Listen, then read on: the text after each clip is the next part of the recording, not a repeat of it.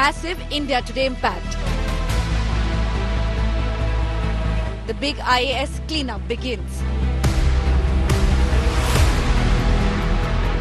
Fraud IAS Pooja's training cancelled. Fraud IAS shunted out of Maharashtra. Lies, deceit and fraud. Fraud IAS pays the price. India Today impact.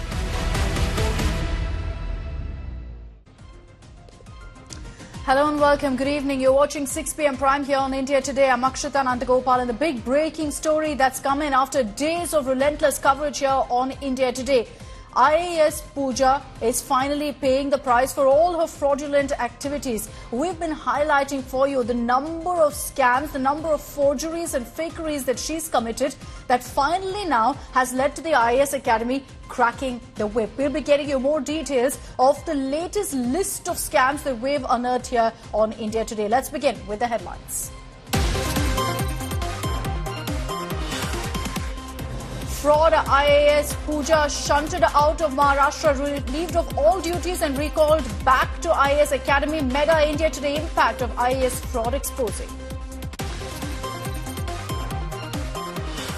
But where are Pooja's parents? Another video emerges of Pooja's mother's VVIP high-handedness in 2022. Manorama Khedkar yells at metro workers to stop construction work. This after a video of her brandishing a gun at farmers went viral.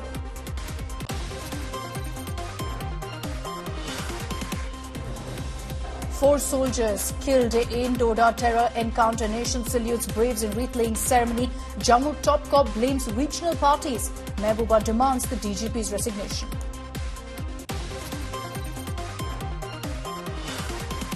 Politics over Doda attack peaks. Congress blames Modi government. AIMIM chief Owaisi says Modi government unable to control terror.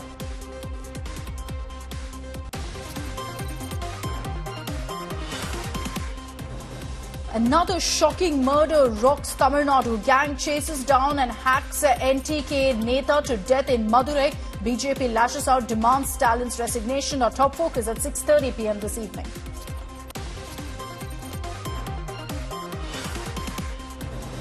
And Trump's first appearance after assassination bid attends Republican convention in Milwaukee with a bandaged ear. Also names J.D. Vance as his vice president pick.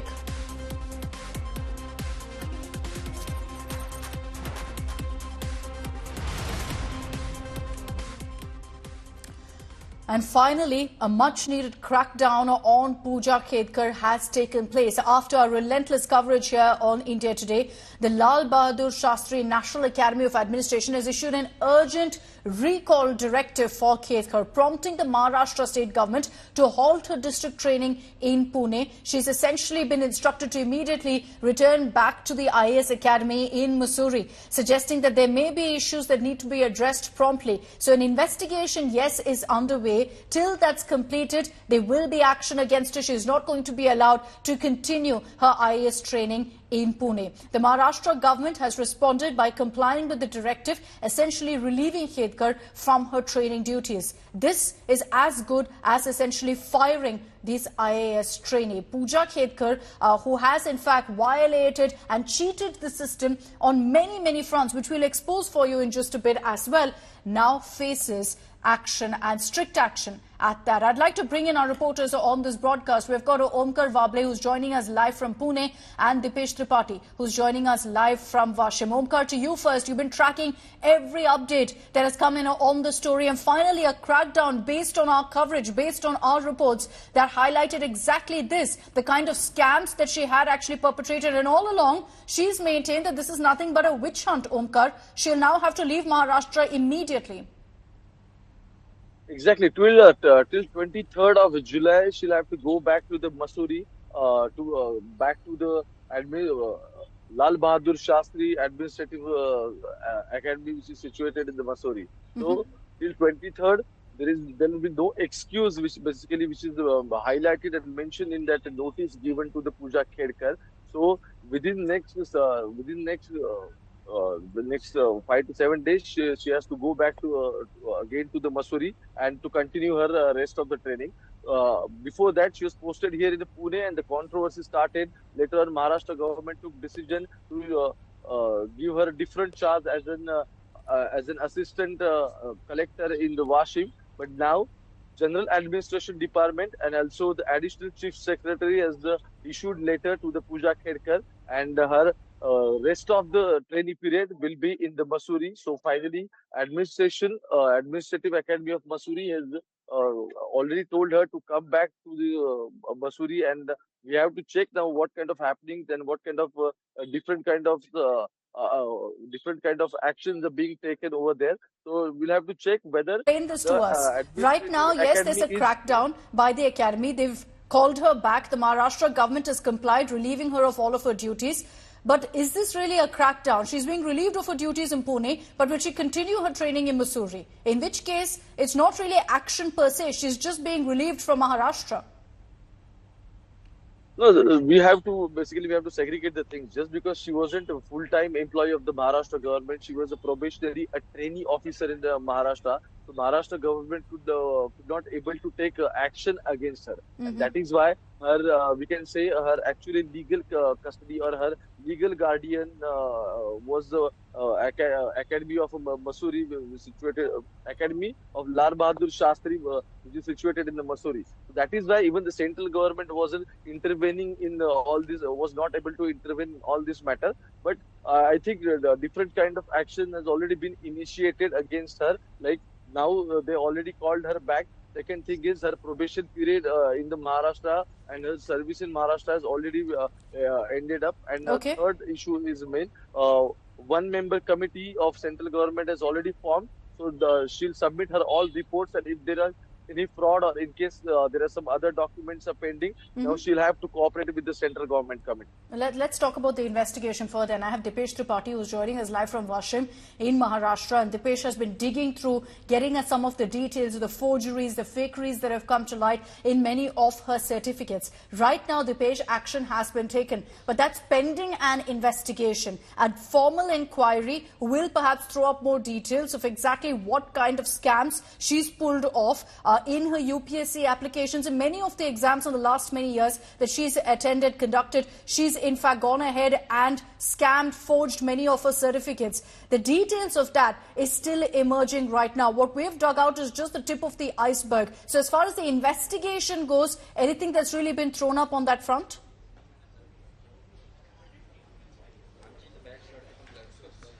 Akshata, yes, definitely. With every new day, the new alleged fraud of Pooja Khedkar is coming in the light, and we have seen that how she produced her credential, her education certificates step by step, and which was quoted as fraudulently, allegedly fraud.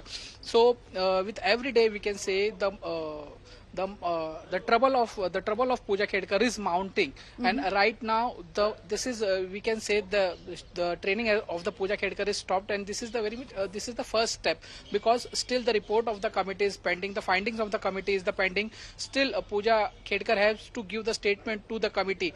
The most important thing, when we today morning we spoke to Pooja Khedkar, she while speaking she said this is the first time she said a different one line from the past few days. She was saying that she is not authorized to speak, but this is the first time when she said that the new evidence which are coming on a daily basis, these are fake, and how can new evidence come to related to any person each and every day. So this is a different statement which was given by the Pooja, and right now we are outside the Pooja's house. Today she came early from the training. When we tried to ask her, she denied to speak. But right now some people are there inside the room meeting with Pooja. They might be her relatives or her supporters. We don't know exactly who are they, but right now the trouble on Pooja Khedkar is mounting too much. Akshata. Okay, Dipesh will be standing by to get us a reaction from Pooja Khedkar on the action that's been taken against her. Like Dipesh has been telling us, Pooja so far has maintained that this is a witch hunt against her. She's blamed the media and whatnot, but the proof is out there, and I just want to focus on the kind of revelations that have come to the fore. From day one of India Today's reportage, when we highlighted to you how she went ahead and forged disability certificates, to today, where we've unearthed how she's cheated her age, she's changed her name several times in different applications, forged fitness certificates, of course, as we've told you, even forged her OBC certificate. All of this tells you that she's created this web of lies, a web of deception, to ensure she's fully prepared for these exams. She's cheated the system, and today she's finally paying the price.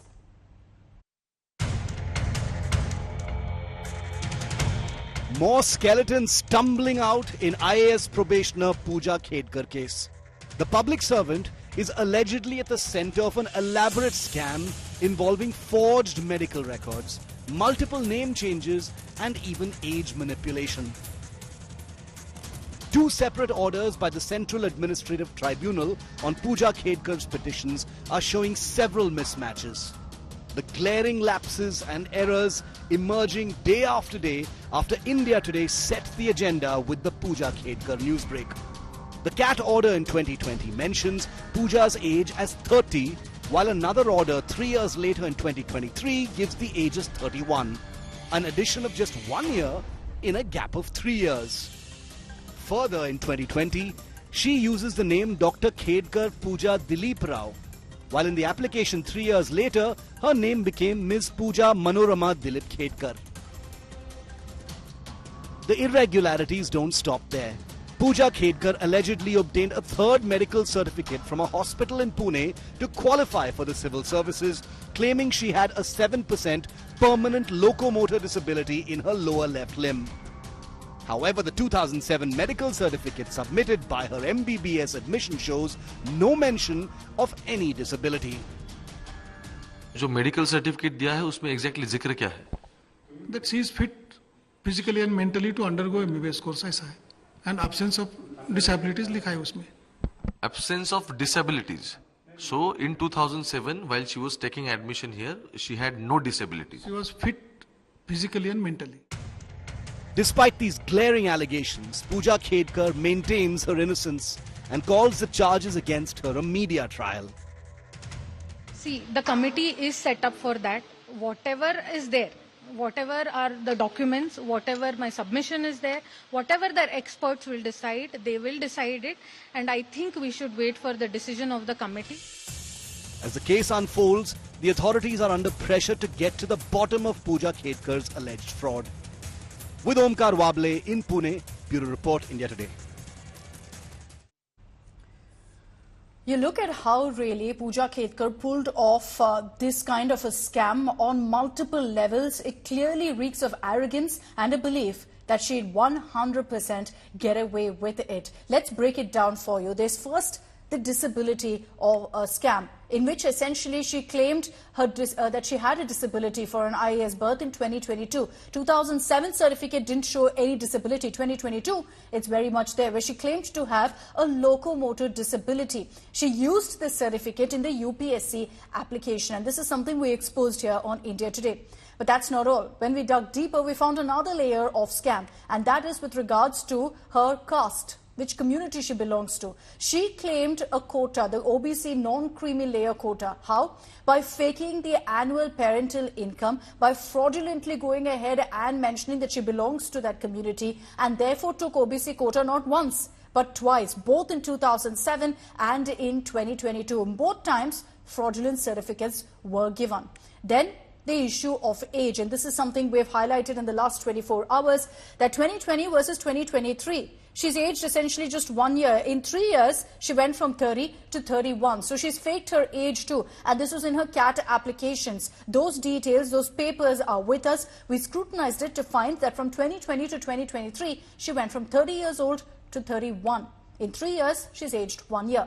Then, when it comes to her name, she's changed her name twice for exams. And you could argue that, look, it may be just a minor tweak, but look at the names here. In 2020, the name mentioned in the exam paper, in the application, is Dr. Khedkar Pooja Dilip Rao.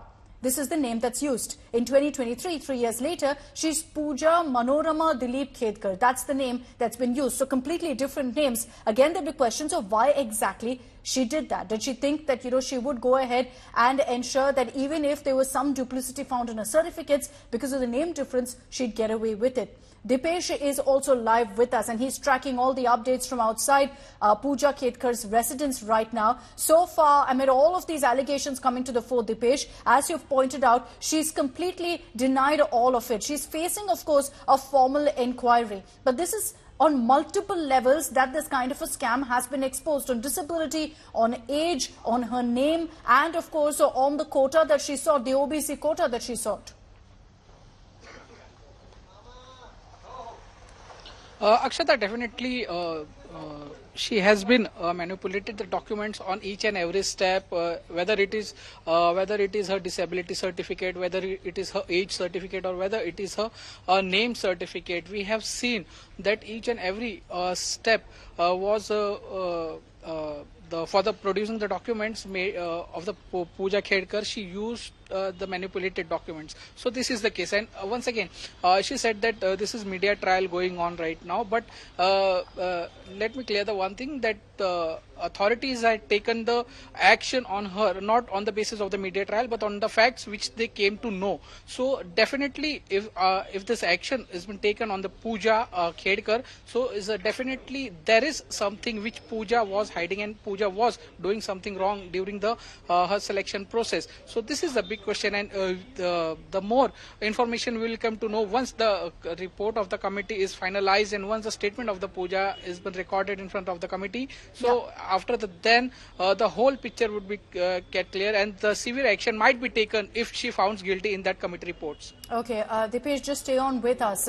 Pooja has spoken multiple times on the allegations against her. She's maintained first that she's not in a place to actually go into the details because there is a formal investigation against her, but has also repeatedly said that all of this is a media trial being conducted against her. Let's get you all the reactions that Pooja Khedkar has given since these allegations and these alleged scams came to the fore. The committee is set up for that. Whatever is there, whatever are the documents, whatever my submission is there, whatever the experts will decide, they will decide it. And I think we should wait for the decision of the committee. See, the committee is set up for that. Whatever is there, whatever are the documents, whatever my submission is there, whatever the experts will decide, they will decide it. And I think we should wait for the decision of the committee and we should respect. रात में police जो आई थी, अब किस मुद्दे को लेकर आई थी, कितने घंटे थी? पुलिस को मैंने बुलाया था, पुलिस आई नहीं थी. Please correct your statement. And I had some work with them and that is why I had called the police. बाकी पुलिस किसी भी जांच के लिए या किसी इसके लिए नहीं आई. ये जो टेक्निकल चीज़ें हैं तो आप मुझे पूछ रहे हैं, उन्होंने इसीलिए एक एक्सपर्ट कमेटी एस्टैब्लिश की है और जो भी इसके टेक्निकल डिटेल्स है और जो भी मेरा सबमिशन है, I will definitely give that. मैंने आपको कल भी यही बोला था, मैं आज भी आपको यही बोल रही हूँ कि let the expert committee decide, let the experts decide. Obviously I am no one to say, you are no one to say, common public is no one to say. The experts in that specific field, the experts of government, they will decide. I am very sure that whatever is the truth, whatever it is, it will come in front of the government. It's not just a question of Pooja Khedkar. Her entire family at this point seem to be habitual offenders of being drunk on power, of showing off their influence, or at least trying to go ahead and use their influence. These are videos on your screens of Pooja Khedkar's mother, Manorama. On the left of your screens is of her threatening farmers with a pistol in her hand, and another video that's come to the light now is from 2022, where she's threatening metro workers in Pune. Now, Manorama is seen aggressively arguing with metro construction workers in Pune. Why? Because the construction work was going on near her residence and she had a problem with the noise it was raising. So she came out of her house, again completely showing off her influence, tried to go ahead and threaten them, saying, you don't know who I am, stop this right now, stop the construction. This was public work that was happening. Manorama wanted them to stop because the noise was disturbing her and so resorted to threatening them. Not the first time that we've seen Manorama Khedkar actually create this kind of ruckus, or the entire family for that matter, because like I said, she's been seen earlier threatening a farmer and brandishing a gun. And that's why heat is also mounting on the family of Pooja Khedkar, on her father as well as her mother. Her mother, because of that video of her threatening a farmer with a pistol, has gone viral. She's missing. She's reportedly absconding at this point. Her father's also wanted. He's at this point declared assets worth 40 crores. And there are questions also about irregularities that he's conducted, which is why he's also wanted for questioning. Both of them are reportedly absconding. Multiple teams are now on the lookout for this couple. Pooja hasn't given any details about her parents' whereabouts as of now.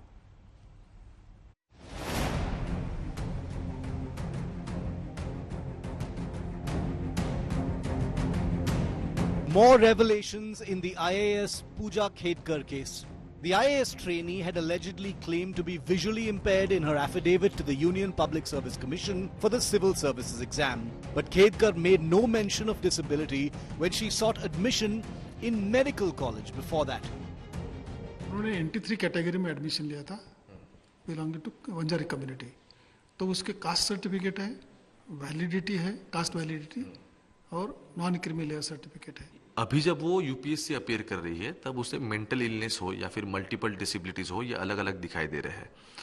क्या आपके पास उसका कुछ उस वक्त का medical fitness के certificate available है जिसमें ऐसे कुछ उसका जिक्र किया हुआ है? मेडिकल फिटनेस सर्टिफिकेट तो देना ही पड़ता है, उसका है अपने पास.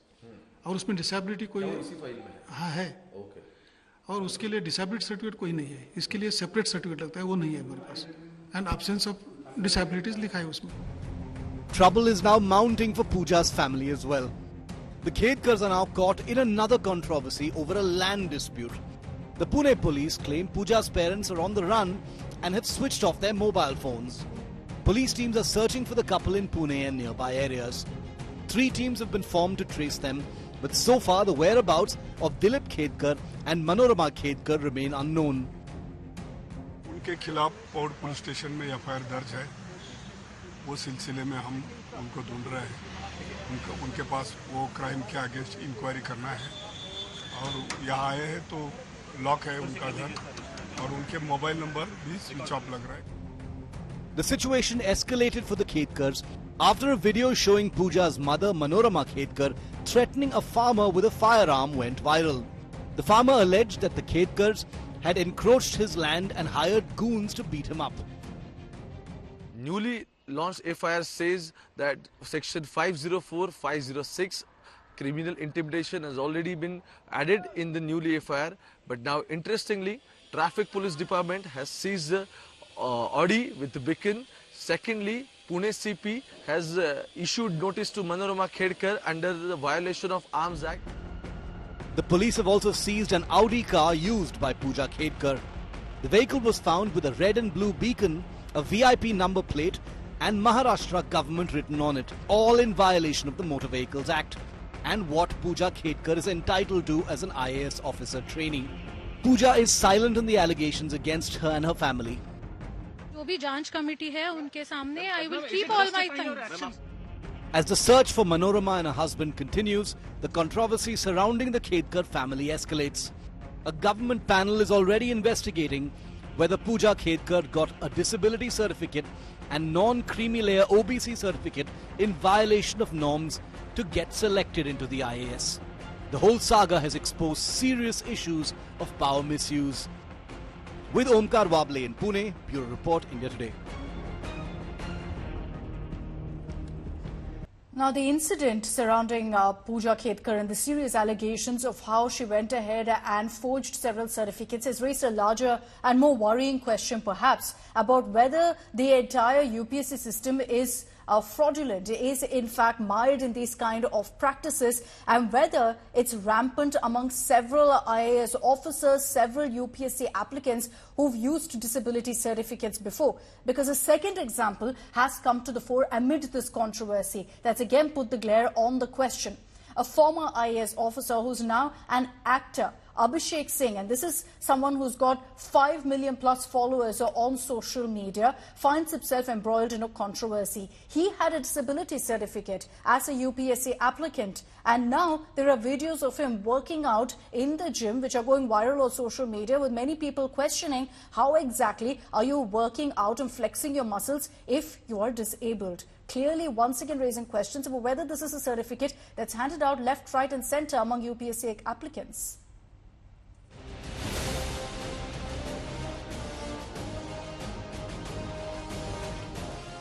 A former IS officer and a bodybuilder. But here is why Abhishek Singh, who has a massive 5 million following on social media, is making headlines. It's got to do with this video. This video has garnered a whole lot of attention. Why?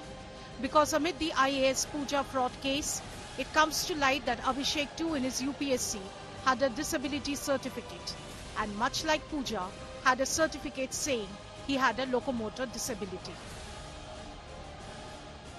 And now his workout video has led to netizens asking, does this look like a disabled person? The actor and influencer has now clarified with a detailed post on social media where he's cried foul and claimed there is a conspiracy against him. Abhishek has claimed he's being targeted by an army of anti-reservationists, as he calls it. He's also claimed he's being targeted for raising his voice for reservation, and critics of the same are tarnishing his image. So while he rambles on and on about being targeted, not once has Abhishek actually clarified on whether he's disabled or not. Abhishek Singh, who is awaiting the release of his maiden film, isn't new to controversy. He was suspended in 2023 by the UP government for going on leave without a sanction, an unpardonable offence for IS officers. Just months before that, in 2022, Abhishek was fired from his post of General Observer during the Gujarat Assembly election because he was seen posing with his official vehicle for some social media likes. Again, a big no-no for such senior officers. Amid the serious allegations of fraud and forgery against IS Pooja, Abhishek Singh is now under the scanner over his disability claim in his UPSC application. This, however, raises a larger question. Have many UPSC applicants faked disability certificates and forged documents to become so-called officers of repute? Bureau Report, India Today. Absolutely worrying that in the last 1 week, 2 alleged instances of this kind of cheating the system has come to the fore. And we're going to continue taking this forward with our campaign to clean the IAS here on India Today. Let's get you news from Tamil Nadu, where 3 politicians have been targeted by gangsters in the state in a matter of 1 month. The latest incident being that of a Nam Tamilar Katchi Neta in Madurai being hacked to death by a gang. He was chased down when he was out for his early morning walk and hacked to death by this gang. And while the investigation is still underway, mind you, the accused haven't been nabbed just yet. There's outrage over the situation of law and order in the state. Pressure is piling up on the Stalin government because this particular incident of murder comes just a week after the Tamil Nadu BSP chief Armstrong was similarly hacked to death in the city of Chennai. The NTK chief Seeman has issued a deadline to the government saying that if the killers aren't nabbed immediately, he will stage a statewide protest. The opposition is now demanding Chief Minister Stalin's resignation and questioning why Ally Congress, why Rahul Gandhi is silent and hasn't visited any of these victims' homes.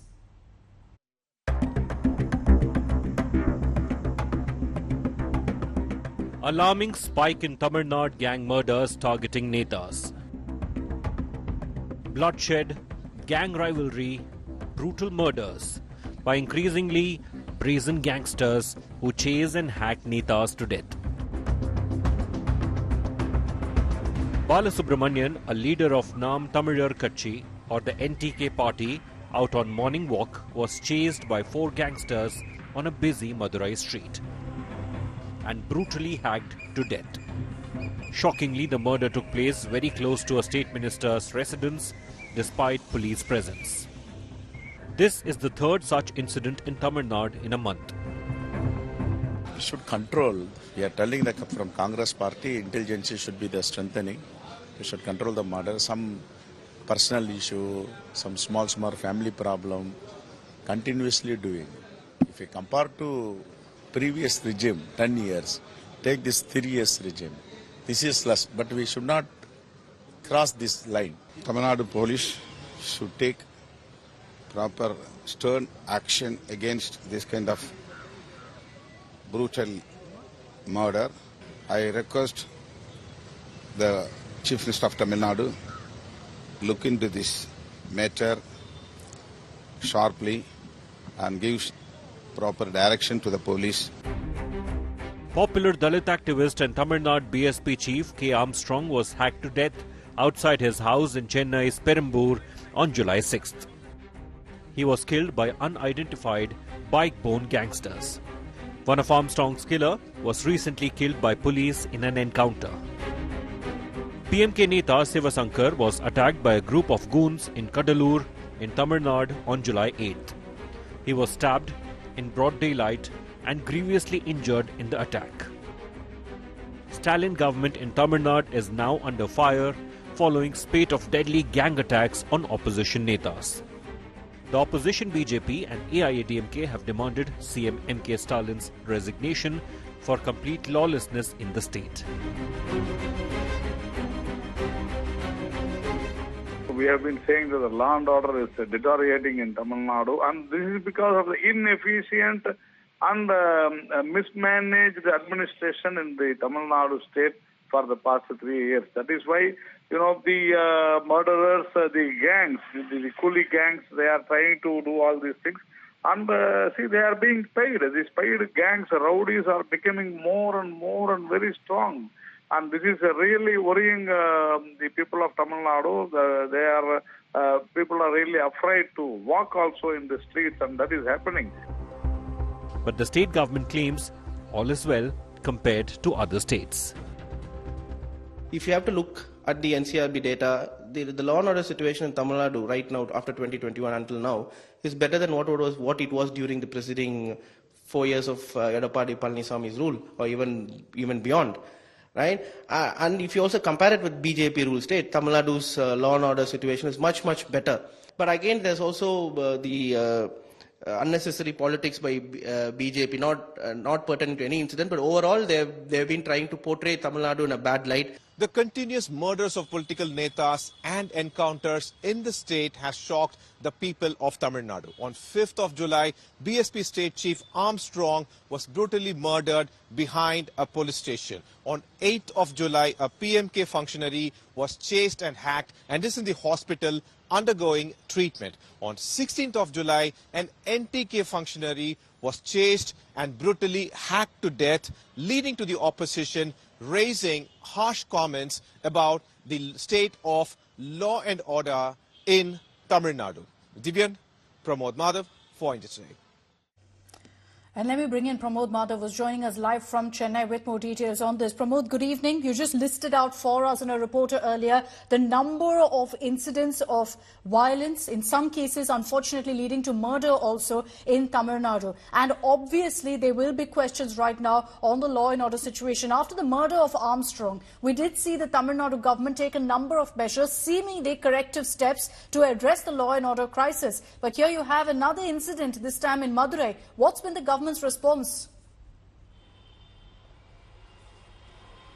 Absolutely, Akshita. It's a very unfortunate murder that has occurred. It was quite shocking because, imagine in the past 10 days or so, there have been multiple, either murder or encounter in the state of Tamil Nadu, starting with the BSP chief, and then we had 2 encounters in the state. One was on Sunday, that to a person who was involved in the murder of Armstrong, and now we have another murder, that's a brutal murder in front of, in a close vicinity of a state minister's residence at Madurai, and so far culprits are yet at large and police are only going through CCTV footage to arrest them. So this is really something very much concerning. Earlier when Armstrong murder occurred, we are not connecting dots, but the city police commissioner was transferred, and a lot of transfer that occurred, but today at similar manner, several IAS officers have been transferred as well, including the principal secretary for home. She has also been transferred. transferred. We have a new principal secretary for home in the state of Tamil Nadu, and the DMK government is claiming that all corrective measures are being taken. But the thing is that on ground, we are not finding it effective, because unfortunately, in the past 2 months, if you go ahead and calculate it,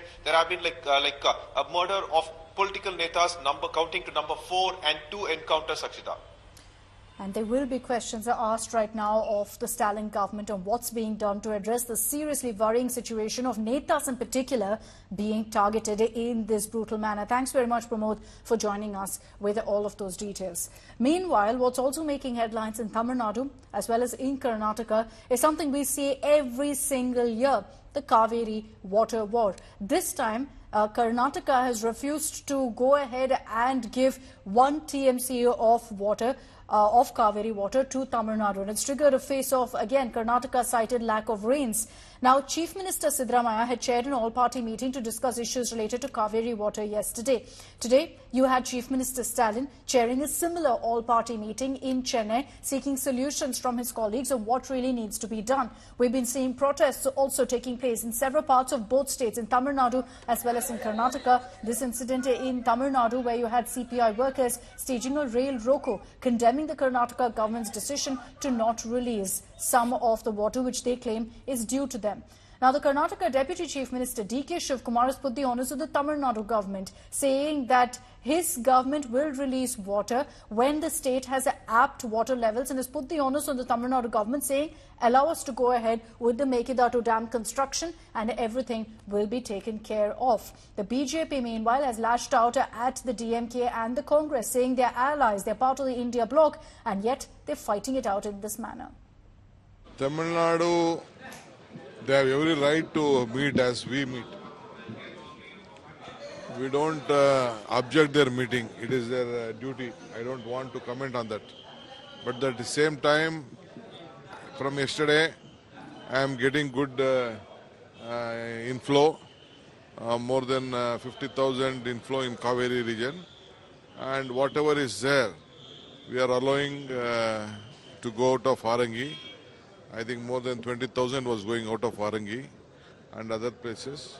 If God permits us, all our problem will be sorted out. Including AIADMK and BJP, all the parties have shared their views regarding Kaveri river water dispute. Finally, our Honorable Chief Minister of Tamil Nadu proposed one resolution that condemning the attitude of Karnataka government that violation of Kaveri Tribunal verdict and Supreme Court verdict. We will give pressure to the Kaveri Management Board or authority to implement this verdict given by the Supreme Court or given by the guidelines given by the Regulation Authority. 2007 Kaveri Tribunal judgment, the 2018 Supreme Court judgment. Karnataka government should give water to Tamil Nadu farmers. So we have rights. All court and tribunal given clear mandate. Without fail, without delay, Kaveri water should give from Karnataka. Today we unanimously passed the resolution. All parties supported CM resolution. We passed today. So in future, should not delay. Karnataka government should release.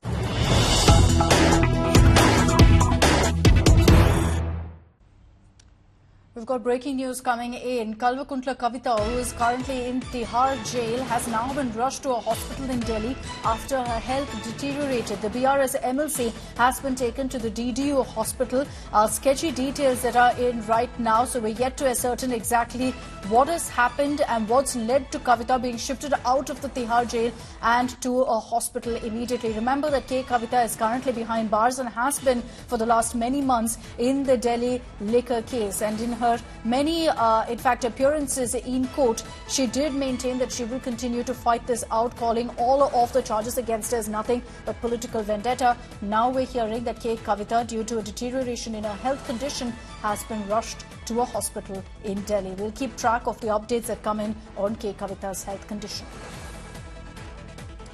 And meanwhile, the political landscape in Telangana has been rather interesting in the last few days. We're seeing a number of defections from the BRS to the Congress, and these are key members of the BRS who've shifted over. The latest defection includes BRS MLA Guddam Mahibal Reddy, who's joined the Congress on Monday. You've had MLAs, MPs, MLCs all heading to the Congress. Revant Reddy formally welcomed this MLA too into the party. You also had several other candidates also shifting over. It's led to serious questions about whether at this point the BRS is facing a massive existential crisis. The Congress is eyeing a crucial milestone. They need 26 out of the BRS's 39 MLAs to defect in order to essentially merge the BRS into the Congress to ensure that the BRS doesn't have the opposition status anymore. And KCR will lose the leader of opposition post, which will be hugely embarrassing for him. Now, the BRS has hit out at the Congress, accusing them of bribing their leaders and going ahead and stealing them from the party. Already हम लोग high court में लड़ रहे हैं defections को लेके. उम्मीद है कि हाईकोर्ट इंसाफ करेगी. अगर हाईकोर्ट इंसाफ नहीं करती, सुप्रीम कोर्ट है, क्योंकि सुप्रीम कोर्ट का तो कवर्ड जजमेंट है. सुप्रीम कोर्ट का कॉन्स्टिट्यूशनल बेंच जो है धर्मासन, उन्होंने साफ कहा कि स्पीकर के लिए बस 3 महीने काफी है डिसाइड करने के लिए डिस्क्वालिफिकेशन पिटीशन पे. ये 3 जज बेंच का जो वर्डिक्ट था उसको अपहोल्ड किया कॉन्स्टिट्यूशनल बेंच ने. इसलिए हम उम्मीद करते हैं कि स्पीकर सर भी उसका रेस्पेक्ट करेंगे और कोई फैसला लेंगे. अगर नहीं लेते हैं तो सुप्रीम कोर्ट जरूर जाएंगे और जल्द से जल्द, क्योंकि ऑलरेडी कवर्ड जजमेंट है, जल्द से जल्द इंसाफ मिलेगा. Interesting political developments coming in from Telangana, which we will continue to track. I'm shifting track, however, right now to what's happening in Uttar Pradesh, where the monsoons have been wreaking havoc, particularly the district of Hardoi, that's been completely inundated due to incessant rainfall. The district in many parts has been completely submerged as residents struggle for basic amenities. Our next report highlights exactly that. You'll be shocked by what you see on your screens. Uttar Pradesh में बाढ़ के हालात से जीवन बिल्कुल भी अब लोगों का पटरी पर नहीं है और ऐसे हालात में इस समय हम मौजूद हैं हरदोई जिले में. और हरदोई जिले में बाढ़ ने अपने पूरे कई गांवों को, तकरीबन 1 दर्जन ऐसे गांव हैं जिनको अपने चपेट में ले लिया है. आप जो तस्वीरें देख रहे हैं ये गांव के अंदर की है तस्वीरें, जहां पर आप देखिए कईयों का जो चारा रखा जाता था वो झोपड़ी वो डूब जा चुकी है. इसमें आप देख सकते हैं जो चारा काटने वाली मशीन है वो पूरी तरीके से डूब गई है. ये हालात आप देखिए, ये हालात गांव के हैं और गांव वालों ने अपने आप को बचाने के लिए अब इधर उधर शरण लेना पड़ रहा है, क्योंकि ये सभी गांव वाले अब चाहते हैं इनकी मदद की जाए. लेकिन जो पानी का स्तर है आप देखिए कि गर्दन तक पानी आ गया है और ऐसे में अब इनके लिए बड़ी मुश्किल हो रही है. खाने की भी मुश्किल हो रही है, ऐसे में जो व्यवस्था जानवरों की होती है वो भी मुश्किल हो गई है. और कई ऐसी परिस्थितियों के सामने अब इनके सामने आ गई कि अब ये क्या करें इनको समझ में नहीं आ रहा, क्योंकि शासन प्रशासन भी मदद ना कर पाने में इनकी कहीं ना कहीं असफल हो रहा है. अब क्या करें भैया, जब सामान हटा ही ना पड़ा, सब डूब गया. और क्या डूब गया सब. तो कैसे अब रह रहे हैं इस समय इसी पानी में इतना? अब ऊपर रह रहे, ऊपर सड़क पर. हाँ. कोई व्यवस्था की गई, कोई मदद? कोई नहीं मदद हुई यहाँ. अच्छा. कोई न सुनवाई हुई न मदद हुई.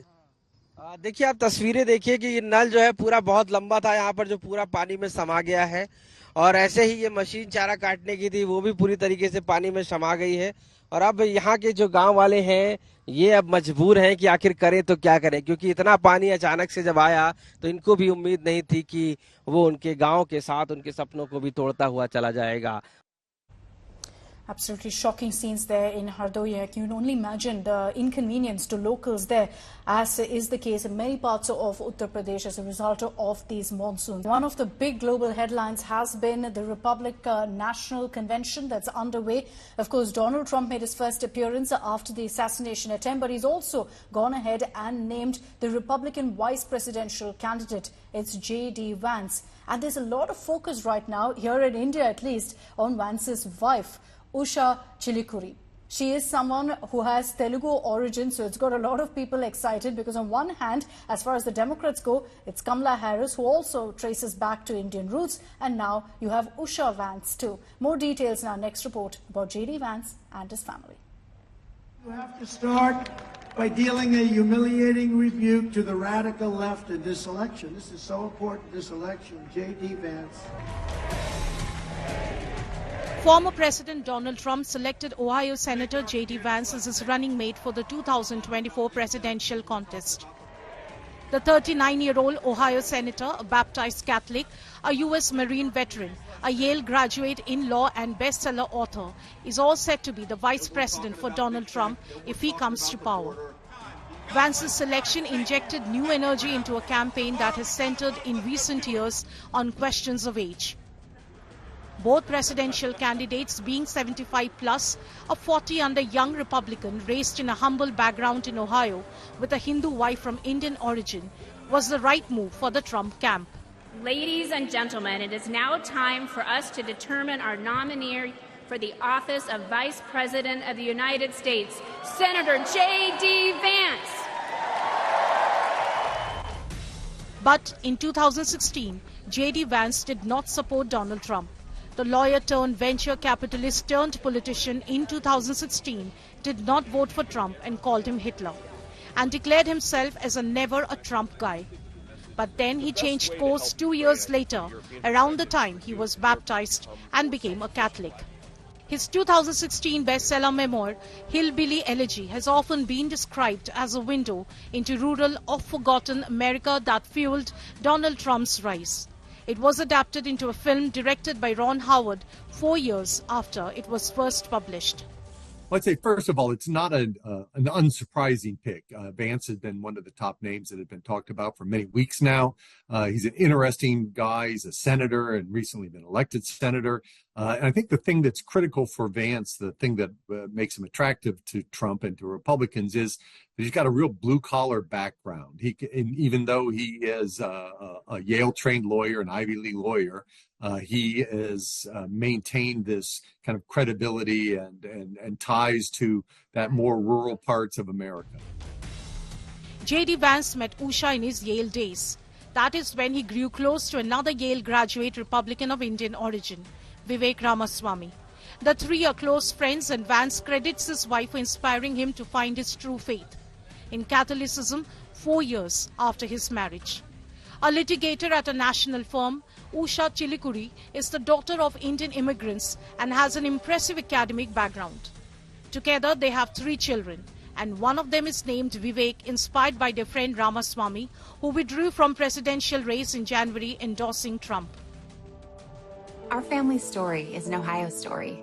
My husband JD grew up in Middletown, and things weren't easy. His mom struggled with addiction, and his dad wasn't there. But JD was lucky. He was raised by his loving grandmother, and he served his country as a Marine in Iraq. He's an incredible father, and he's my best friend.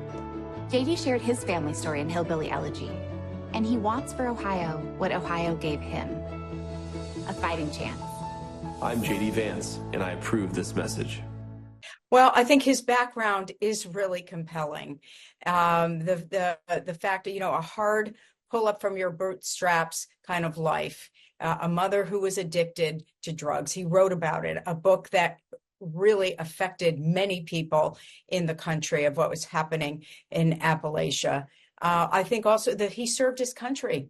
He, as a Marine, I think that's compelling as well. He had a short-term success in business. He's a lawyer, married to an Indian American, 3, children. He has built, a life, an American life that I think Donald Trump clearly respects. J.D. Vance as the running mate is also likely to play out well in the Silicon Valley, where Trump is looking for financial backing for the campaign. The billionaire former CEO of PayPal, Peter Thiel, is one of Vance's biggest donors.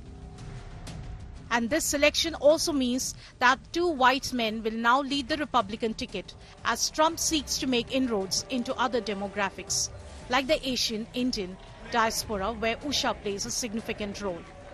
Bureau Report, India Today. That's all we have time for in this edition of 6 p.m. Prime. Thanks very much for tuning in. I'm leaving you with the images that have just been released today of Kim and Khloe Kardashian when they were in India, from partying with the Ambanis to now visiting temples. They were, in fact, present for the wedding of Anant Ambani and Radhika Merchant, but also took out time to visit the ISKCON temple in Juhu to serve food to the underprivileged kids. Also, Jay Shetty, who is a life coach, joined the Kardashian sisters to serve all the little kids who are lined up at ISKCON.